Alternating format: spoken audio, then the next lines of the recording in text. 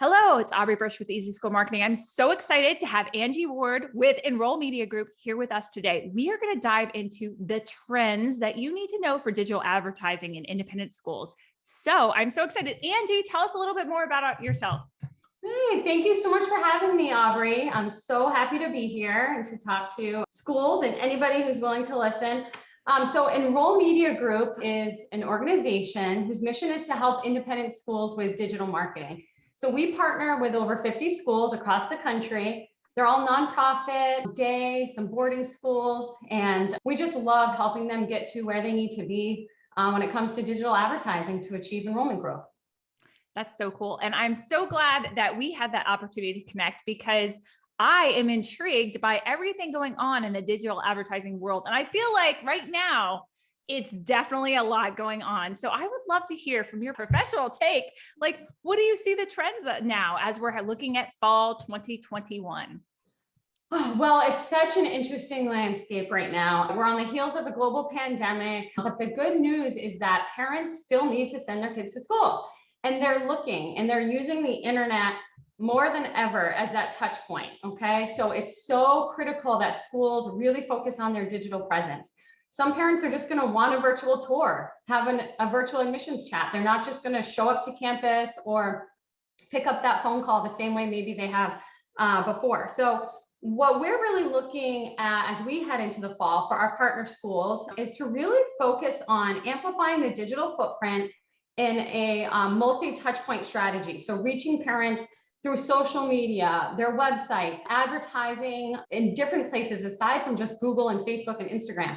There's LinkedIn, there's mobile location targeting. And really the biggest change that's headed our way is Google announced some very strict privacy settings that we all have to be on the lookout for. They're doing away with cookies in 2022, which if you don't know what a cookie is, it's that little JavaScript that fires when you go to a school's website. It can help you retarget users who've been to your website. It can help you track conversions. So in an effort to put users' privacy first, Google, as well as Facebook, iOS, they're making some very strict privacy changes that are really shifting the way that advertisers have to execute their campaigns in order to deliver results. So on top of diversifying that digital footprint more, we have to get creative with how we're going to find that audience online and how we're going to track what they're doing.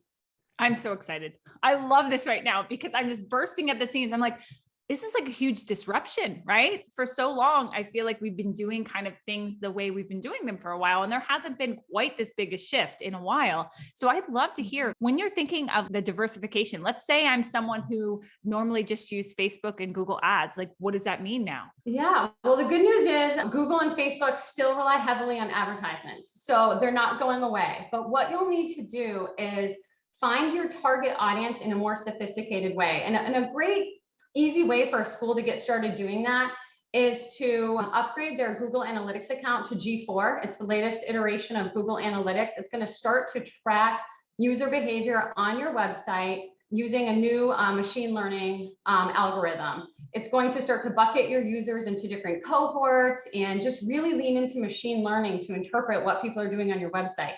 You can then take that data and use that as your targeting audience moving forward versus relying on your retargeting audience, those who are being cookied.